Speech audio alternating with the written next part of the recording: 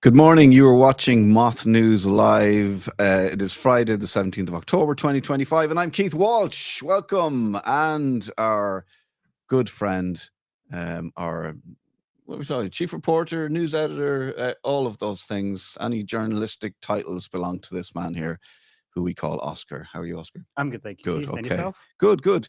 Right. Let's look at today's show. Ireland's startup system is under the microscope, from Altada to Senoptica and Viv. Why so many taxpayer-backed tech companies end up in examinership or liquidation while their technology quietly changes hands. It's like the modern pillaging of Ireland. So the Vikings came back in the day and they took all of the stuff from the monks, the gold. I mean, you did mention you're part Danish, aren't you? I am half Danish, yes. So your ancestors came and pillaged our country. Allegedly. No, I'm also half Indian, so my other that's half okay. Yeah, was, we like, get pillaged. on. Yeah, we're aligned.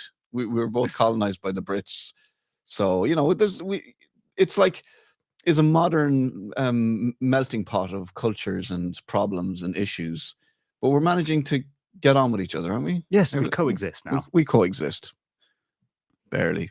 So now we see the modern pillaging of Irish tech by, let's not call them Vikings, let's call them tech Vikings. We will be talking about that. Mostly, Oscar has some news on that, and then I'll be delving into that deeper with Al, who has had some experience of his own of tech being pillaged from his company. We'll also hear from Care Champions Ireland on how Budget 2025 leaves carers and families behind.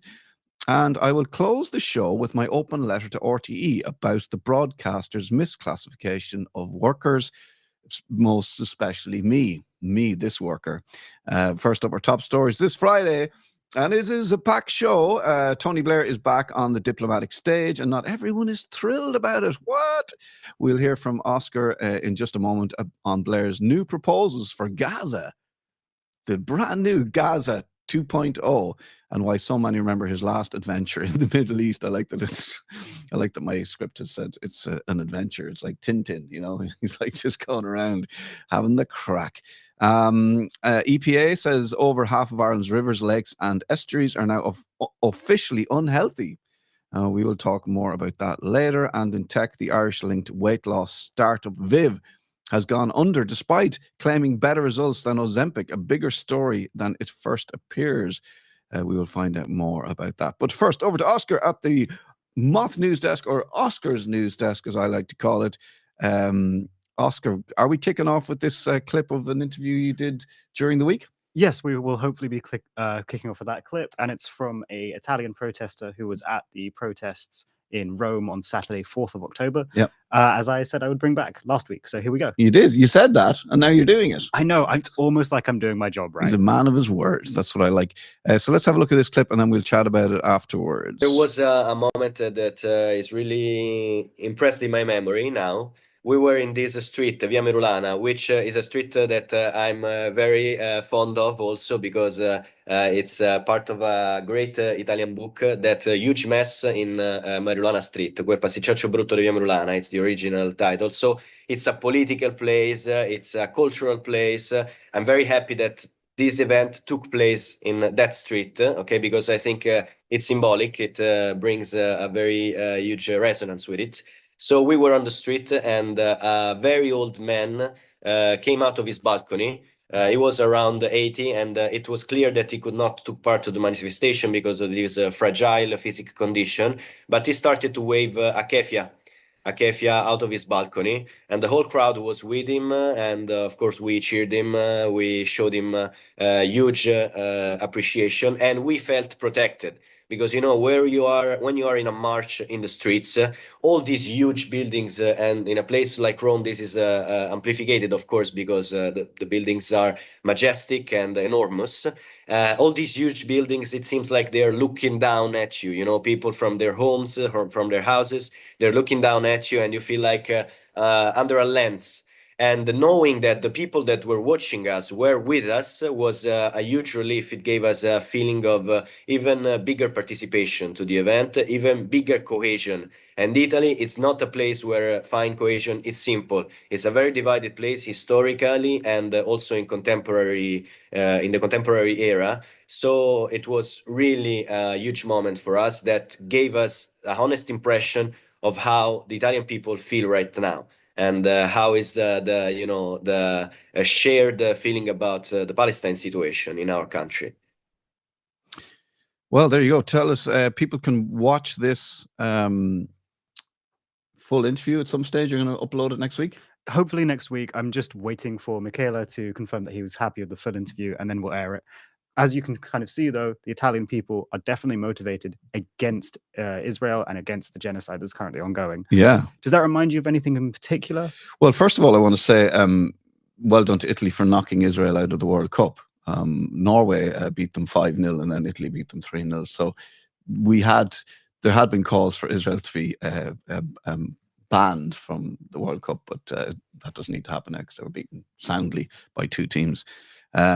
Which sport was this? This is football, association football. I see. Yeah, Okay. to a man like yourself. Soccer, if you live in Ireland.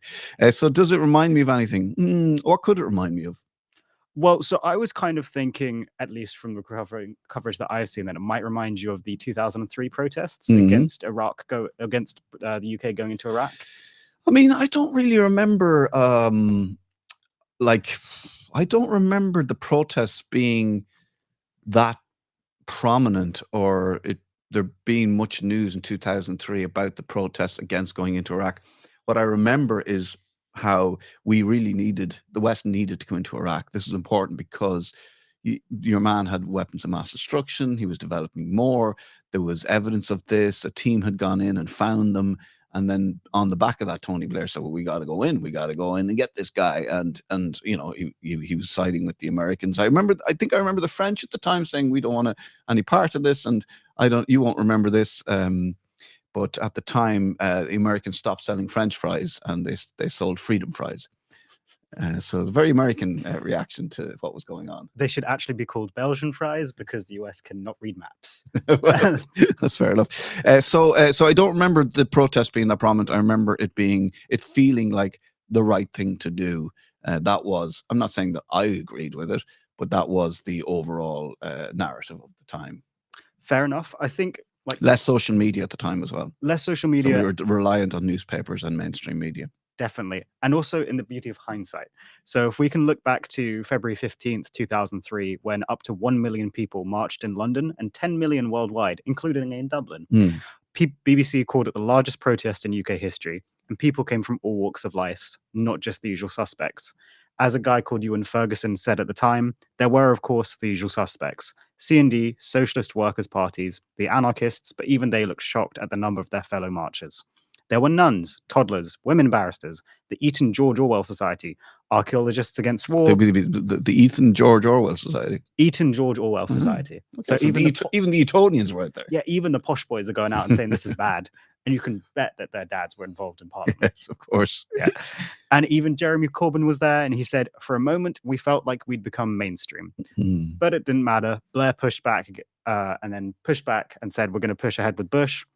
And he said that Saddam Hussein had WMDs ready to be hitting the UK shores within 45 minutes. Yeah. These claims were later proven to be false, according to a thing called the Chilcot Inquiry in 2016. 2016, yeah, which is too late. I mean, it was 13 years later. Yeah, it takes 13 years for us to admit figure that we out make a mistake. Yes. So the UK joined the invasion before peaceful options were exhausted. Blair exaggerated the threat and ignored intelligence doubts. He told Bush privately, I will be with you, whatever. And that's really bipartisan politics. So that was like 8 months before the invasion. He had told George Bush, I will be with you, whatever. You can't say that. No, you can't. If you're the democratically elected member of parliament, you should be kind of like seeking votes before taking your entire country to war. Not just going, I'm going to war, definitely for Bush, because the special relationship definitely matters that much. So it all worked out fine then, as we remember. Yeah, totally worked out fine. Nobody was killed. Everything went great. Definitely. In actual fact, the result was catastrophe. In 2006, so 3 years after the war, the Lancet reported 655,000 excess deaths, most from gun violence. Yeah. 2.5% of Iraq's population died in 3 years. How much? 2.5%. Wow, that's a lot. Yeah. In 3 years. In 3 years. Yeah. I mean, it's quite successful. Yeah, if we're going to just kill people for no reason. Blair had been warned against these actions. Powell called it a terrible bloodletting. Fallujah aside, even the Call of Duty Modern Warfare menu uses a real photo from Fallujah, one of the world's bloodiest battles of the war. Oh, do I have that? I think I might have that. Is that something I have? Bear with us for technical difficulties. Maybe not. Nah, I don't. No, it's fine. It's on Reddit. Just Google COD MW4 and then Fallujah, and it comes up.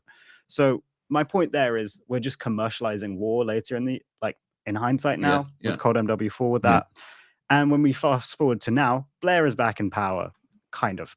He's pitching a new governance plan for Gaza via his institute and says it will involve regional partners, outside oversight, and developmental aid. So, I mean, there's never been, I mean, apart from 2002, 2003 and going forward for the next few years, there's never been a problem with British involvement in the Middle East. And, it's always worked out well. So it's good that we're continuing, what is the sign of insanity is like doing the same thing over and over again and expecting a different result. We're basically doing the same thing and expecting a different result. Have you got high hopes? I don't have high hopes, given that a lot of people already involved in the Middle East say, we remember Blair, we remember what he did. Loads of people died. We don't want him back. Yeah, but you're saying you're a Hamas sympathizer, aren't you? Because you're saying it's Hamas that are saying this, aren't they? And they're terrorists. No, they kill people. Potentially. Yeah. Hamas have killed people, yes. And they're not an official army. They just wear like the IRA. They're like jeans and Doc Martens army. They don't count. They are still the governing body of Palestine, even though it's completely been subjected to horrific war crimes throughout. And one of their officials said, we Palestinians, Arabs and Muslims have bad memories of him, being Tony Blair. We remember his role in the killing thousands or millions of civilians in Afghanistan and Iraq. So Blair was allegedly said somebody told Blair, people told me to listen to the public, but the public is constantly saying different things. So it's kind of Blair's best judgment at the end. So Blair's like, they told me to listen to the public, but the public are saying the things that are wrong and won't allow me to do what I need to do. Yeah, pretty much. Okay. So this guy's definitely got a success rate going through into the Middle East, and he hasn't caused thousands of deaths previously, and his peace plan is definitely going to work. You heard it here first. Best of luck, Tony Blair. And this time it's definitely going to work. We've said depressing news. Ireland has a water problem, and it's not the drinking water, because unlike when I was a kid, you can just buy bottled water in the shop. Yeah, it's fine. That's river water, lake water. Plastic water bottles have microplastics in them as well.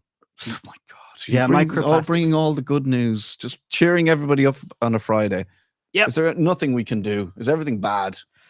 Pretty much, actually. So, according to a new report from the Environmental Protection Agency, more than half of Ireland's rivers, lakes, and estuaries are now officially in an unhealthy state. The country is sliding backwards again. In just the past year, 38 rivers have worsened, only 9 have improved, and we're not just failing to clean things up, we're actively letting them not be cleaned up, and we're making it get worse. And the EP say, what do you think the EPA says? Everything's cool, nothing to see here. Nope, they're saying more needs to be done to improve Ireland's water quality. So I agree with that. But the question is, who needs to do these actions? Us. Me? Maybe. The public. Yes. Well, I've reached out to pretty much every single Irish river trust I could find. Yeah. Haven't heard back from anybody yet. Right. So in the meantime, I did some independent journalism, and I've pieced together myself a basic guide of how we, the little people, can clean up where the larger water companies are not cleaning up. Yes, and this is not to do with bad farming or slurry being dumped into the rivers or industry or it's mainly industry. It's mainly bad farming practices. But forget about that. What can we do as members of the public? Because just like our plastic problem, what did they do when it came to plastic bottles in Ireland?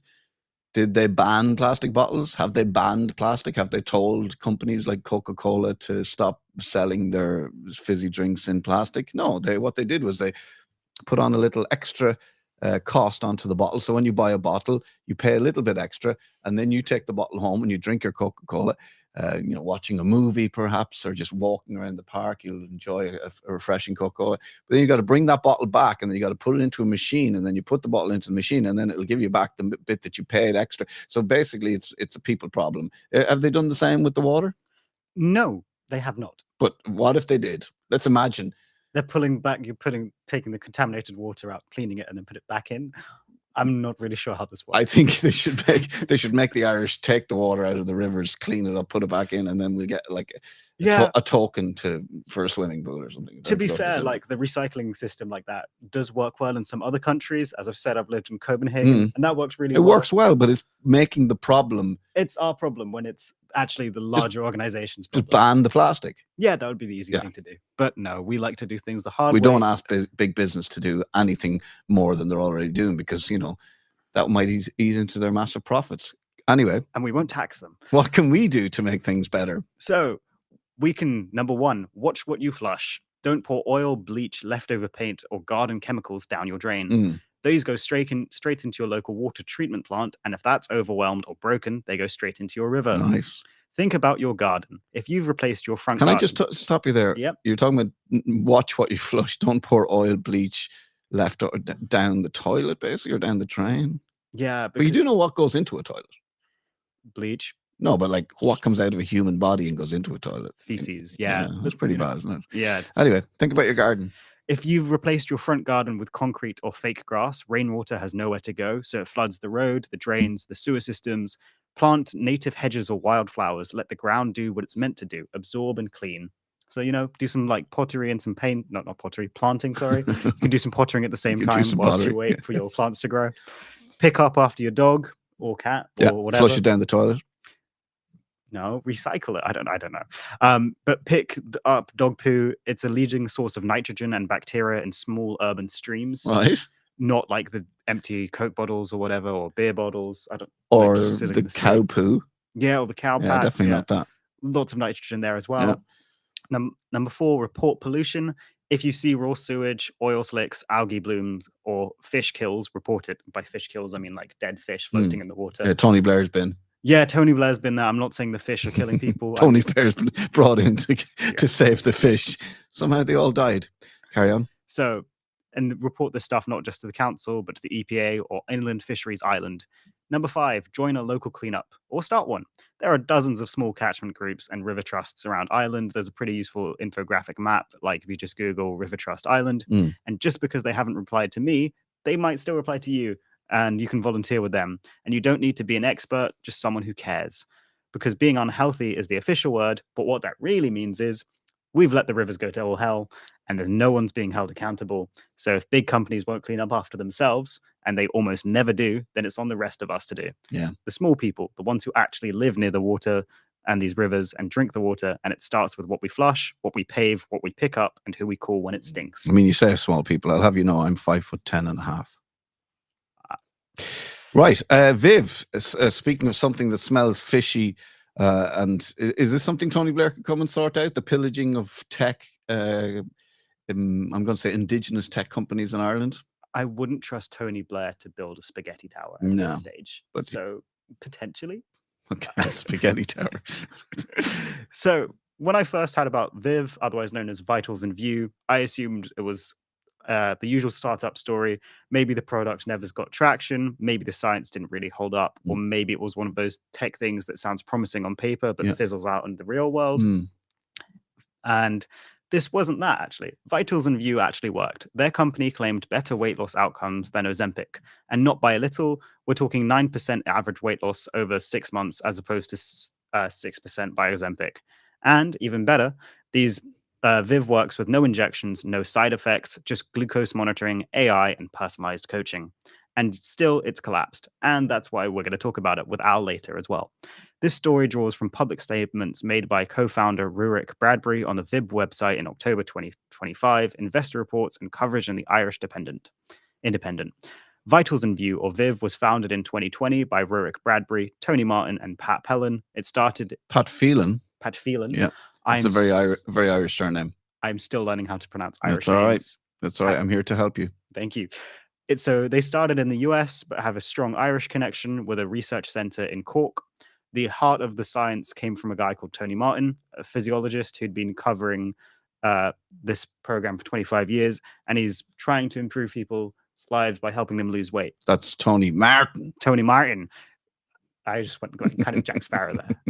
So the concept was really simple but really radical. Instead of prescribing drugs or restrictive diets, which nobody really wants to do, more drugs bad, restricted diets also bad.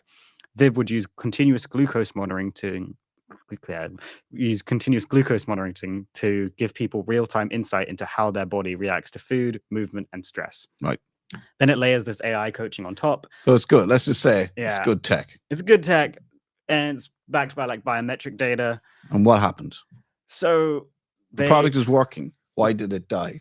So the company said this got nothing to do with them being sued by Abbott, which is a large-scale pharmaceutical company, because they had like a name change. So they had been called Limbo. They insisted they change it. So they had a similar product called Lingo. They said you need to change this Limbo to Viv. So they started as Viv, then they go to Limbo, kind of like dropping the Facebook or whatever. Okay. And then Abbott sues them. Then they go back to Viv. Okay. Allegedly, that lawsuit had nothing to do with their demise. With their demise. Yeah. And like, even though their product's working, multiple investors have just walked and they had the last investor meeting last week. Up to 50 of these private investor startups and founders had gone and said to them, no, we're just walking away. Their last one walked last week, and now, as far as I'm aware, the company is going into liquidation. Okay, so it was a brilliant company doing really well. Got the answers, better than Ozempic, etc. It's getting the investment, it's getting the money, it's getting the results, and then all of a sudden something happens and everybody just walks away. Yes. But the question is, because we've seen this time and time again, and this is a very familiar playbook when I talk about the pillaging of tech companies in Ireland, this looks like another example of what we've spoken about before, what we'll talk to Al about with Altada. We're going to talk about another company as well. It's basically, I'm saying it's live at the moment. This is also happening to another company at the moment. The playbook seems to be that people I'm not saying that it is in this case, but it looks very, when it walks like a duck and quacks like a duck, it's possibly basically a duck. A duck, or maybe a platypus or something. But the point is that this is happening again, and it's happening time and time again. Enterprise Ireland don't seem to be interested in doing anything about it. We don't seem to have any oversight. What happens is this company has collapsed because the tech is so good, because it's doing so well.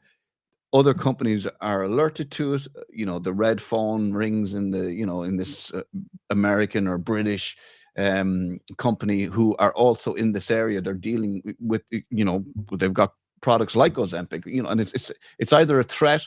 It probably is a threat, and they want to take this tech. This is my wild theory, right? So somebody is on the inside collapsing the company from the inside. The tech becomes available at a knockdown price. Then you'll find that it's sold. You read the headlines. You'll read the headlines in the paper. It's on the Business Post. The Currency, American company take over. Viv was a disaster, and now this American company's coming in to save it. And we've seen this time and time again. Does it look like a duck in this case? It looks like a duck, and especially when you consider that outside forces, maybe from the big pharma industry, for Viv in this case, where Ozempic is your direct competitor, it's got loads of clout. If you have Viv, which actually works on the small scale, their pricing plan seems affordable, and it doesn't use any drugs. It's actually good for people. Whereas if you're the pharmaceutical company, you're just losing thousands of dollars of industry, maybe millions. So it's a lot easier just to sink the company that actually works and continue to supply out people with drugs that have a black box FDA label, which is seriously damaging. Yeah. It's not good. No, other black box FDA labels include OxyContin, which definitely hasn't caused an opioid crisis. Nah, that was absolutely fine. So this is bad. So here we go again. At some point, it just seems like this couldn't happen in the UK, for instance. No, it couldn't happen in the UK because of some legal thing. I think it's called TPLF. Yeah, they have oversight. Yeah. Whereby if something is happening, if a company like this is going into receivership, certain people are alerted, and then there's a bit of an investigation, and these things can't just happen. It's where Ireland lacks the oversight, lacks the will to have oversight over these things. It just it stinks, and it's not good for Ireland. It's not good for Ireland. It's not good for investors. It's not good for anybody who's actually trying to make a self-sufficient state where you're effectively, if you have a great idea, somebody can go in, destroy your company from the inside, face no legal challenges, and it's all based on a 1600s law. Like, so you can just have your entire company, even if it's doing well for society, go under, get bought out by larger companies across the globe, and then you're left there with nothing. Yeah, it's bad. It's very bad. Bad. Do you have any good news? Pretty bad, Oscar. Bad. It's Halloween soon. There's your good news. Yay! What if you hate Halloween? Don't go outside on Halloween. Ooh. That's... Okay, thanks very much, Oscar. Let's go to our friend in the US. It is Al. Should be there if I can just bring him in. Al, how's it going, man? How are things stateside? Can you hear me okay? Yeah, we can hear you. You're not great, but let's just try and actually, let me just play this for you, because I think you'll enjoy this, and then we'll come back to you and see if the sound is any better. You're looking good. That's the main thing. Hang on, let me just play this for you. This is I don't know if you come across an organization called Enterprise Ireland. They're quite good. I heard this radio ad for Enterprise Ireland recently. You might be interested in this. Here at Enterprise Ireland, we're here to help entrepreneurs and startups. We're sort of here to help. We're kind of there at the start with the taxpayers' money, and then there's investment stuff that's really kind of like sexy and cool. But then it's kind of up to you. If the company runs out of cash, we will sympathize deeply, but from a nice distance. Remember, our role is to support, not to be held accountable if you fall out with your investors. That's pretty much a private matter. And because it's taxpayers' money, don't track every euro, because, that would require us tracking every euro. So there won't be an audit. God. What we do like to track are success stories, especially ones with journalists and photographers, a bit of ribbon cutting. And if a company does well, we'll be there for the photo opportunity. And if it doesn't do well, we'll be there for the photo opportunity anyway. And we'll be saying that it's done well. And we help Irish businesses go global purely by accident a lot of the time. That's, the universe. Enterprise Ireland. We're here to help, but not really. Enterprise. So I don't know if you know, but Enterprise, the name Enterprise Ireland, because people will enter your company and make off with the prize. That's how they got their name. It's a tough crowd today, guys. Enter the prize. They will enter your company and make off with the prize. Come on, bear with me. I think we might have difficulty getting Al on board. So let's just talk about Enterprise Ireland. Let's talk about, actually, in the meantime, I have this clip that I want to play from Care Champions, if I can find it. So the budget was out last week, and we did ask our pals at Care Champions Ireland if they would like to give us a statement, and they sent us a clip of what the budget means to carers in Ireland right now. Hi, my name is Angela, and I'm a member of Care Champions. Care Champions wishes to express profound disappointment with this year's budget. In the midst of an escalating cost of living crisis, the budget increases are completely insufficient. We already know that people with disabilities and family carers are faced with significantly higher living expenses. Existing and extensive research highlights this, but our government have chosen to ignore it. These higher extra costs, coupled with the reduced capacity to be able to be in paid employment, leaves people with disabilities, family carers, and some of our older citizens highly vulnerable to poverty. This budget, regrettably, sends another and clear message from the government that people with disabilities and family carers are not valued. It starkly demonstrates how disconnected policymakers are from the everyday challenges and hardships experienced by these communities. Care Champions urge the government to recognise and address these urgent realities with the commitment that they deserve. Well, there you go. Thank you very much for that. So, I mean, there wasn't necessarily, I don't know. I think the budget just happened, and then that was it. Nobody really complained, and you can see there straight from the horse's mouth, as you will, from care champions who deal with carers and their families, and that things are not good for carers, and we really. It's funny because we don't care about our carers. People in care, or the people doing the looking after of people in care. Al, how are you? I believe you arrived in New York late last night. How are you holding up? No, we don't have any sound as yet for Al. Can you hear me now? There you are. There you are. Good man. How are you holding up? I only arrived a few hours ago, man. But Did you? Yeah. So I had my flight was cancelled, so I had to travel to another airport within the UK, catch a different flight, and then I got here 13 hours later than expected. So I only 13 arrived hours later than expected. Okay, and you're still here. 3 a.m. for you guys To jump on. Make myself useful. Speaking of Halloween, Keith, I'm actually in a place called Gotham, which is spooky. So I should have came as Batman. Not all heroes wear capes, Keith. No. You should have come as spooky. You should have come. I've come as a mechanic. Really? Yeah. Should we? My mechanic jacket.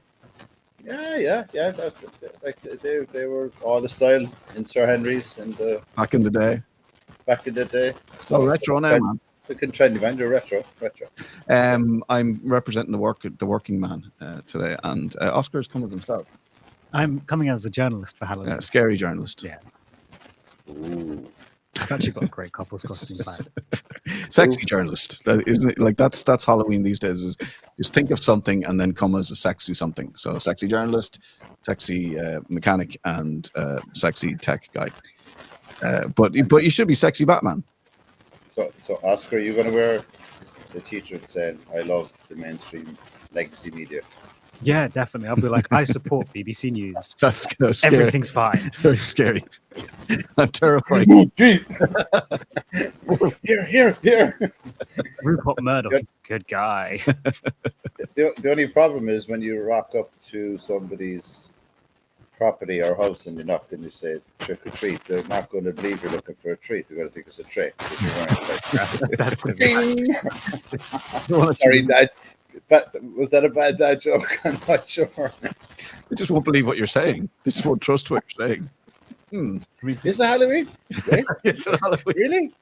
This is happening. Are you at my front door? Is this my front door? So let's get down to business. We need to talking about pillaging. I mean, the Vikings haven't come back, but it just occurred to me that if we think about the monks, the time the Vikings were raiding from the north, and we're not going to paint the Vikings as the bad guys because we have Oscar here who's part Danish, and I believe you might have some Danish in you as well, Al. Norwegian. So there was a thing that happened where the Vikings came down and they pillaged and they took some gold from the monks or whatever. They're only monks anyway. Do you know what I mean? What were they doing with all that gold? I mean, whose right is it to have a lot of gold stashed in a round tower? But anyway, so now what we're looking at is a modern day pillaging of Irish tech. Do you like how I framed this, Al? I do. I just one course correction on so actually it's weird that you're speaking of Vikings because I only just like to share the kind of a parody history to the Vikings. But when the Vikings came to Ireland, they settled, right? So they actually married, integrated with the community, and then started growing out. So a lot of the agriculture knowledge and trading knowledge came from Vikings, actually, right? And if we look at places in Ireland like with Ford at the end, Wexford, Waterford, these were Viking settlements. Yeah, and anybody would I think the lineage is Mac, like Doyle, for example, would be a very popular Viking name, as my name would have been Beckner at one stage, it changed. And I think what we're looking at here, the differential is that they're coming and taking the tech out of the country because they're not helping. they've kept the pillage part very well. Yeah, and there's a few companies coming at us fast and furious, right? So we spoke to Slenderstone a few weeks ago, right? We were speaking to another company called Viv, which is Limbo, right? Viv Limbo, yeah. And there's another company that we probably won't speak to today because there's I know there's stuff kicking off with this one, and probably have more information on that and he's more informed than that. Yeah, I actually spoke to that man there during the week briefly, so we'll bring you more news on that. And I think for Al, you might agree with me here. I think we're getting somewhere with this in that we're starting to we've always joined the dots, but what we're getting is we're getting to speak to people who this is happening to in the moment. And I know you guys, yourself and Neve, are interested in helping these people with how they're going to, how they're going to fight this, because it's a big financial commitment. We know that it's difficult in Ireland for the smaller guy to bring a legal case against people with a lot of money. We've spoken about it before, and those laws don't look like they're changing because the Minister for Finance is, for some reason, not in favour of letting the smaller guy sue the bigger guy. Another something else rotten in the state of Ireland. But it looks like, Al, we're getting people, making people who are in your situation when you were pretty much on your own. It happened to you. You were blindsided. You didn't know that this was a thing, and now it's become a thing. It's become a playbook. There's a lot more happening, but we're able to get to these founders as it's happening and say, this is what's happening to you. I was able to have that conversation with them, with this guy, and say, look, I'm going to tell you what's happening to you without you just listen and agree with me. And so I was able to tell him what was happening. He was like, oh, okay. And he was like, but he has some awareness of it. But I think we're getting somewhere with this. Yeah, and you have an awareness, but you've kind of got this natural survival instinct to fool yourself. It's kind of like the mind tricks yourself that there's no way that it can be this bad, right? And then you're into that wormhole. I'll tell you three kind of things that happened just this week, which is unusual. Again, I can't disclose our source or our sources, and which there are many of. So I'll speak to the outcome, and I'll just allude to the fact that it is somebody within government looking into this, investigating this. There is a number of people that have started to put the pattern together, that this is like, it can't be just like we're failing as entrepreneurs in Irish businesses so frequently.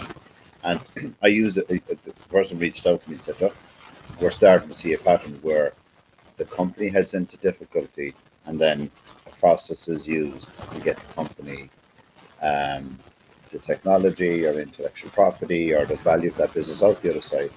So during the conversation, even themselves, even though they were aware of it, as you just spoke to, still couldn't get their head around, is this really intentional? Is everybody in this process aware? And I said, look, I'll just give you a very simple example. So Keith, if you and I set up a business today and we started 50-50, I said, okay, let's say, heavy intellectual property media company, right? Okay. We went to business together, all is well, we're in good faith together, we're driving the business. Business starts growing. Okay. One is an investor, one is essentially the person that brings, all of the sweat equity, has the knowledge, has the domain knowledge, is building the business, bringing all that intellectual currency, which is stuff that you can't put a price on. It's in the person's mind, it's experience, it's knowledge, it's the connections, you know what I mean? It's all what they say is the intangibles, but they're actually the tangibles. Yeah, so I'm coming to well, I have money, but I have no knowledge of this industry, and I have no knowledge of this tech, and you're going, well, I don't have money, but I have all the knowledge. Yeah, or you might have a bit of knowledge, right? And that's why you got into it in the first place. I doubt it. So you continue down the track, and then one person says, okay, look, I know another guy, we need more money, let's bring them, right? Everybody's tipping along, and then, we hit a wrinkle. There's an issue. Crap. Supplier didn't pay us, creditor issues, whatever, macroeconomic issues. Clients never pay on time, or client doesn't sign up as quickly. Your aspirational project plan or business plan never goes to plan, right? It takes longer to raise funding. Sit down, crisis talk, right, we're in trouble. Actor A is trying to save the business. has been working on the business and has been following your plan, right? And generally, that plan has been constructed by everybody around the table at the same. So, I'll give you an example. Speaking to my own example, it was we were to be high profile, to be an AI unicorn, to show that we're a really cool company, that it's an aspirational entrepreneur mission, which is it had to go loud, big bang, that's it, right? And had to be all about competing. That's it. Everybody signed up to that, right? So then it's very easy then for somebody to say, right, listen, I want this company, I have money, right? I'm in a position to bail it out, but I'm not. I'm going to sit back. So your business partner sits back, lets the business go into crisis. Article after articles, you've got Charlie Taylor, Tom Lyons, Ian Curran all teed up. They'll all start writing crappy things. Then you just get into a worse situation. Then rock in the insolvency practitioners that are known for going after directors. John Healy is one of them, known for restricted directors. He's anti-entrepreneurial, he's anti-progress, anti-commercialization. What happens then? Founders crap, they're offered a deal, and the deal is let's get into an insolvency process. And everybody thinks they're entering into a fair process where you're going to get the company out under some restructuring arrangement, right? Okay? You enter into that, which I know some of these guys have thought they're entering into a fair process. You go into that process, you're out of money because you've been supporting the business. They have been sitting back for money. You're entering into a process where you can't get support because in Ireland we have a legislation issue, which is you cannot get external support for your legal case, right? That's one. So I'll break it down in terms of points, right? So straight away, now you're up against it in terms of the financial impact it's going to have on you to not be able to defend yourself, right? Okay. So now if we just take all that hypothetical situation, add in like, this is everybody's problem because in that process you've got Enterprise Ireland money, you've state money, you've employees, you've intellectual property that was built in the country, you've got, the reputation of the companies failing in Ireland, right? Which makes all that situation. So that's the anecdotal stuff, right? Let's get into the more sinister stuff. You and I are in business together. We got into difficulty. I had money to save it, I didn't bother. I sandbagged that money, but how is it then when the company's in a process and coming out to the side? I suddenly then have enough income to buy the business out of that process, which was shit from everybody's viewpoint, including the media. However, that same shit business I know, and I'm in a financial situation to bring that out, restructure it, and carry on and run the exact business plan that everybody had agreed to in the first place. And now the business is gone. And everybody's just like, well, that was another failure. Geez, that founder is shit, isn't he? And then, or she. And it's like, wait a second. You're all in business together, and the very people that said the business was great at the start decided, made a conscious decision, cognitively to wait until the business was at a reduced valuation on its needs to then come in and buy it out of restructuring. Right? And it gets worse from there because not only is that the process, then what you have is all that money, the money that was needed to save the business, now has gone in. Insolvency practitioner fees, legal fees, high court battles, pursuing the directors, paying out WRC claims. All the shareholders are wiped out, including the government that in fairness, is trying to help to stimulate business, right? They are investing in businesses and they're trying to do that. And I keep saying this, I don't want to brandish the Enterprise Ireland that one brush because there is some really decent people in there that really want to help their country. Like they really want to see Irish economy do well. They want to see the investment work, and they're up against the tide because there's somebody in there, don't know where or who, that is sitting back and alone this happened. And look, it's at a policy level, right? Now, if you stick a pin in that and say, right, let's take that as one shitty situation where you're not entering into a fair process at all. It's not unintentional. It's not benign. And the only reason you'll end up in a restructure process is somebody sees value in the business. And it's generally the people inside the company that see the value. And this is the process they're putting it. That's it. Like, it's not fucking illogical. It's logical. If you just look at it, it's logical. Yeah. If you explain it in that way, right? I've 1 bean, you've 2 beans. It takes 3 beans to save the company, or 4. We bring in somebody else to put in the 4, but they're going to wait with that money until you're fucked. Yeah. That's it? No. Take the paradox to that into any other location, jurisdiction. right? Let's say the US, UK, other parts of the world, right? Where a restructuring process is a restructuring process to get the business, to save the business. Right? It's not to screw the directors, it's not to screw the employees. And the reason shareholders will behave themselves, and you just spoke to it earlier about our minister, right, is if I'm in deep shit, and I'm going to speak to my experience now, Pete, I had at least 3 people, if not 4, that were interested in financing our legal battle to save our company and save our technology. And they could not, because the legislation doesn't allow you to bring what's called, some people call it the Hail Mary investment, where they finance the deal because there's some really decent people out there that hate seeing entrepreneurs getting screwed over. And in Ireland, you have to fund the deal. So let's get this very clear. You're insolvent. You tried your best to save the business. There's a very academic clause, which is you should not be, if you're insolvent, your director's duty is to shut down the business as soon as possible because it's considered, your trading records. Okay. So every business in the land is totally solvent and has money all the time, is never getting in any difficulty. So every business will shut down the minute they're in pressure. So I want to challenge them now. Give me the statistics on every business in the country, in any country in the world that doesn't get a financial situation at some stage and needs help. Should every business all shut down? Is that what they're saying academically? And do not fucking try. Do not try in Ireland. Because if you fail, they will absolutely blow you off the fucking map. Failure is not an option in Ireland. Yeah, we don't like failure. It's surrounded by. I mean, we don't like success because you're begrudged, and they don't like failure. Yeah, it's facts, right? So, but in this instance, it's almost like this legacy attitude towards success and failure in Ireland is almost being used against us because there's a shame in it. There's a shame in speaking out. There's a shame in, like, we look at the whistleblowers. But Keith, just isolate Viv and Limbo for a second, right? Yeah. So Pat Phelan is seen as the pinnacle guy in Cork, as a tech entrepreneur. He's the poster boy. He's the poster boy for And Charlotte Taylor said, "Oh, it's his first failure in 25 years."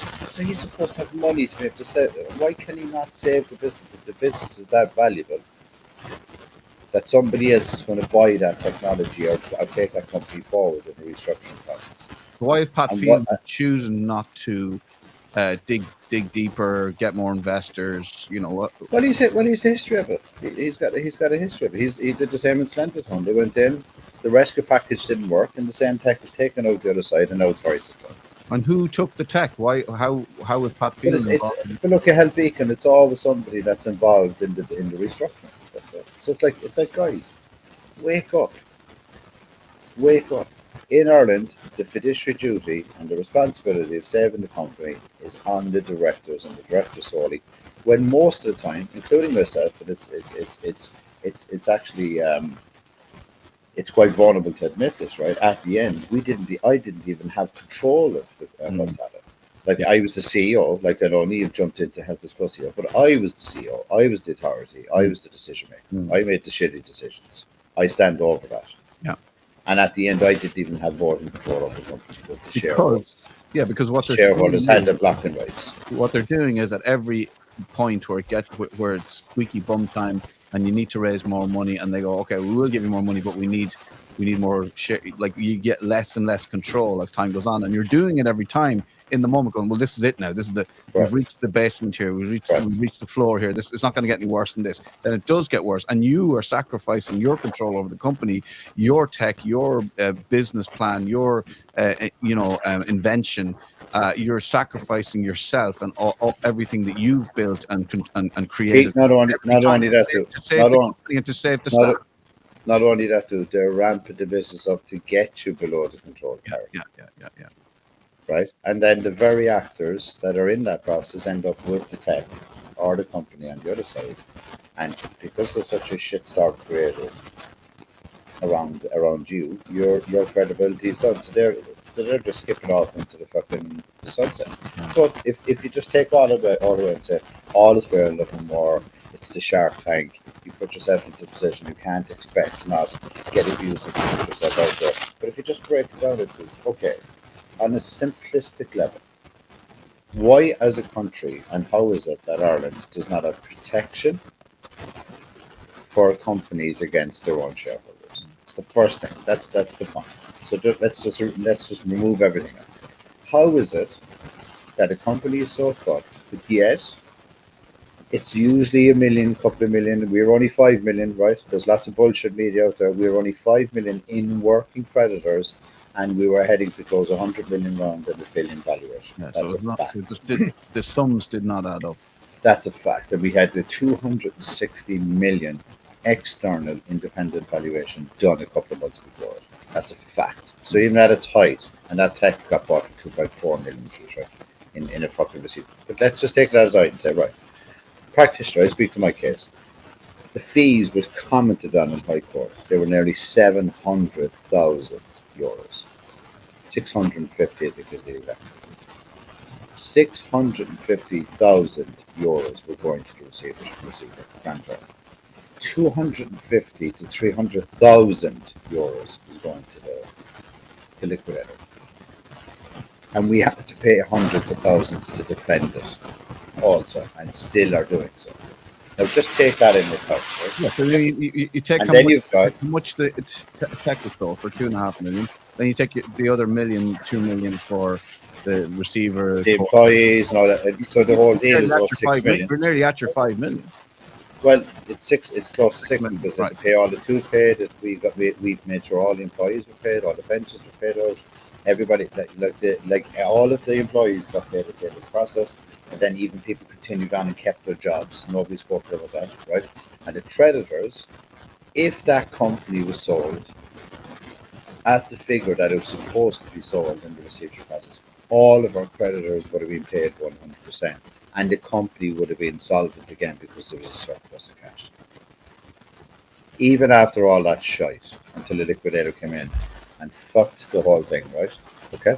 But the other insolvency practitioner allowed them to do it. And also the revenue guys allowed them to do it. And they lost out.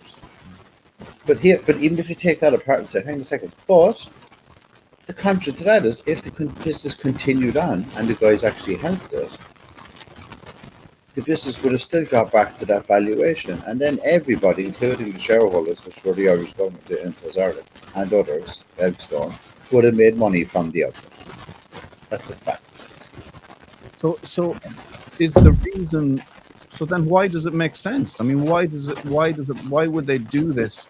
Is it short-term gain? Is it like his lack of insight? Is it just no? We want these few individuals want to make a share of this 2.5 million or the sale of the It's or whatever fucking it is. greed. It's fucking greed, man. It's just fucking greed, yeah. It's just greed. It's just like, and we've encouraged it because, like, we've created an insolvency practice that enables this behaviour. And I've spoken to this guy who's working with the government. It's off the record. I can't say it is. And I said to him, just follow the data, look at it, and say, right, okay. Now the catastrophic impact for us is somebody on the outside looking in, it's just like, gee, Ireland's companies are failing at nothing. Yeah. You know? We're It's even like, at it, aren't we? Yeah. or the other side of the sinister side is you've got guys out there like, invest in an Irish company, man. It's fucking so easy to get your money back out at a higher multiple because all you have to do is crash it, get the company great, then it's shit. Take whatever you need that is good, trim your responsibilities. Remember, all they're doing is trimming the responsibilities. We had 161 people employed in our company when it went into receivership, right? Okay. Some were contractors. I think it was 97 were full-time employees for Ireland, and we had some contractors, etc. Okay. But if you took it at its height, break that down, and transfer that into the other companies that this is going through, which is Viv, Limbo, Slendertone, the guy that you spoke to during the week that we'll speak more to. Then there's another solar company, right? Okay. But if you look down and say, right, step back for a second, what actually is happening here? The Irish jobs are lost. The Irish company is lost. Our reputation has been impacted as The investment by taxpayers' money by Enterprise Ireland is gone, and we've no we don't need, like Enterprise Ireland don't seem to, they don't do audits. They don't tell us what happened to the money, like what it was used on. We don't, like, almost like our money is being gambled with. Like there's no oversight there. And Enterprise Ireland don't seem to have any teeth or oversight, or they're like many other Irish agencies. They can't actually go in and do anything. They don't even have a remedy or an instrument to protect their own investment when a company is heading into distress. I spoke to that man during the week, and he said that it was said to him that by Enterprise Ireland, if you have a dispute with your shareholders, that's between you guys. That's nothing. We don't get involved in that. You're like, Keith, that's probably the most valuable point we've made, to be honest, that you just, because that's a very fundamental point. Because if you think about it this way, you're going into a court, judge is trying to make a call in a very condensed space. He's listening to all this noise. First thing he's going to say, sort it out between yourselves. Right? If you cannot sort it out between yourselves, shut down. The final point in that is, and I'm going to stick a pin in this, right? Okay, if everything I'm saying is bullshit and people are cynical, what I'm saying is true, how is it that the vast majority of companies that are creating value in Ireland and that end up in an insolvency process end up coming out the other side in a restructured company? If the company was shit, it would close down and fail. Done. If you go into the US and you hit Chapter 11, it's because the company has failed, there's no hope of survival, it's liquidated, shut down, and everybody moves on and say, right, okay, well, that didn't fucking work. Right? Yeah. That's what happens. Yeah, and I'm sure it does happen. I'm sure, but what we're seeing is time and time again, the Sunday Business Post, the headline, oh, American company saves beleaguered Irish startup who went into liquidation there, and they're buying them for 10 million. And this is in the front of, this is on the currency, this is the Sunday Business Post, like, this is an amazing story. But imagine Charlie Taylor's headline is, this guy, Liam Casey, went into Slenderton, did all this process, he was the biggest creditor, pushed it into insolvency, came out the other side, and the revenue investigated. I wouldn't bet against Liam Casey. Yeah. This is fucking Charlie Taylor, and this is supposed to be an independent media journalist. Oh yeah, it doesn't exist. And then we've got this as well, which so this story, Ireland's economy would lose up to 3.6 billion. This is also in the Sunday Business Post. 3.6 billion a year if collective legal actions and the use of third-party litigation funding (TPLF) are permitted in Ireland. A study has found. The report commissioned by the European Justice Forum says Ireland is at a particular risk. So basically, to allow third-party legal funding, which is what you were talking about earlier, which is basically people that want to come in and they go to someone like yourself and they go, look, we have money, we want to help you with this, we want to help you fight this. For some reason, there isn't an appetite to allow this to happen. The appetite is to protect the golden circle, the people with the money. Keith, it's not only the appetite, dude. It's there's people external to Ireland, in the UK, in the US, and other places in Europe, that would happily put up 2 to 3 million euros to help you defend your case. Not allowed. That's a fact, right? That's a fact. Crazy. And so on a commercial level, if this guy gets out of his own way, there'll not only be a fucking stampede in Ireland, you won't even be able to stop these companies setting up there because they see such an opportunity. So the plan now is to speak to the man we're speaking to off the record, see what's going on with him, and then bring that and follow that story through maybe, and then try and get more of these founders, CEOs together talking, and really sort of blow the lid on this and bring everybody to account. We need accountability here. That's man, go and get some sleep, and I'm traveling again, man. I'm started now. I'm good. Green light. Green. I don't know. Oscar, we just to end the show. We have the People's on finally. Yeah, sure. So this is going to be me, isn't it? Yeah, you can do one. I've got one in spare. I'll go for it. People's on finally is a funny story that we want the viewers to get involved in. Send in your funny stories, something that happened to you, and we can put it out as an and finally. Well, I'll tell you, Al, I don't know, a funny story happened to me. I was in Amsterdam in the red light district, and I got chased out of it by a woman of the night, by a sex worker. You know, I was just out having a look around. I was bored. I was in Amsterdam, ended up walking down the canal, just saw all these ladies in windows. I was like, what's going on here? Ended up chatting to this lovely young lady, and she propositioned me. I thought she was offering to bring me home and give me money, but that wasn't the case. And I ended up being chased out of the red light district and it was only like the fifth time I had a conversation. Sounds like a lot like my Copenhagen story. It was so unbelievable. I had to go back and check. Story sounds very familiar, Keith. It was what she was saying to me was so unbelievable, and I initially ran away, but I went back to check. I said, "Are you sure what you're saying to me is €100 for X, Y, and Z?" And yeah, I mean, and then she chased me out again. And it was only fifth or sixth time that I eventually got away from her. It was £100, €100 later, and you know, and we had a good time. So you must have thought the red light was a barber shop or something. I just thought it was I thought it was an installation. I'm into art, you know what I mean? I thought it was some kind of like living installation of modern, you know, very, very modern, a lot of nudity. You know the Dutch. I thought they got rid of all those red light districts. I think they have since then. They have since me and Oscar went there. I thought they're blue lights now, are they not? Thanks very much. Did you enjoy my story? I enjoyed your story a lot. Listen, go and do whatever it is you have to do. Stay up for another 48 hours. Save the city, man. Got them. Forgot them. Go and put your cape on, you lunatic. All right, see you. I'll take care. See you. Have a good weekend, and say hello to everybody. See you, Oscar.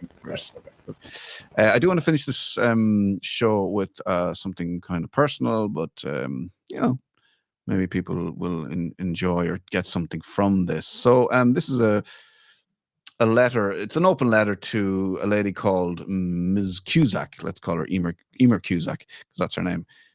This is a request for RT position following withdrawal of PRSI scope appeal. I wanted to do this. I'm going to send them the email. Probably send them a letter as well. Get a nice sheet of Basildon Bond, a nice ink pen, and send them a letter as well. I wanted to do this openly because I've been in discussions, let's just say, with RTE about the rights of workers and my rights as a worker in RTE. So let me just read this out. This week, the Social Welfare Appeals Office confirmed that RTE has formally withdrawn its PRSI scope appeal concerning my employment status between 2014 and 2020. That means this government department's decision now stands. I was misclassified as self-employed when I should have been treated as an employee. So thank you very much for that, guys. And I just got news of that yesterday. I've written to RTE asking 3 simple questions. What steps will the broadcaster take to acknowledge and rectify that misclassification? Will it issue corrected PRSI records or facilitate retrospective entitlements like holiday pay or pension contributions or sick pay? And what support will it offer to help resolve the tax consequences that this misclassification has caused for me and basically put me in limbo, a word that you might have heard mentioned earlier. This isn't just about me, although it is mostly about me. Thank you very much. It's part of a wider review of how RTE and other companies, how RTE and the state treat freelance workers. There is no such thing as a freelance worker. If you work for someone, you work for somebody. I trust RTE will respond in good faith. I'm Keith Walsh, and this is Moth News Live. Oscar, anything you want to say to the fans before we go? Have a great weekend, guys. We'll Always see you look on the bright side of life. Do-do, do-do, do-do, do-do. You're going to have to work on your whistling. I can't whistle.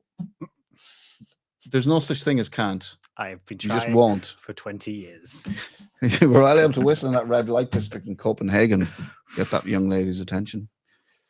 Have a good weekend. We've been Moth Blues. If you have a story you want to get out there, we're a platform for you, and we will help you get your story out there. Just get in touch with us. Send us a letter. Basil and bond paper only. Ink pen. Thank you very much. Take it easy.